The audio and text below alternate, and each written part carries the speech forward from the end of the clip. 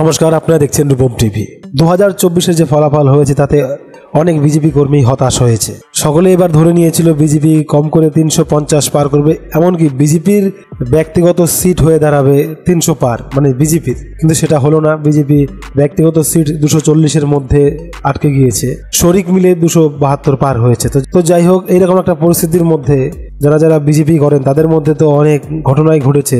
এমন একটা ঘটনা ঘটেছে যেখানে বিজেপি যাতে জেতে তার জন্য নিজের আঙ্গুলটাই কেটে ফেলবেন এমন প্রতিজ্ঞাও করেছিলেন কালী মন্দিরে গিয়ে। এই ঘটনা ছত্তিশগড়ের। দুর্গেশ পান্ডে নামে এক যুবক, ছত্তিশগড়ের বলরামপুরের যুবক, 30 বছর বয়স হবে।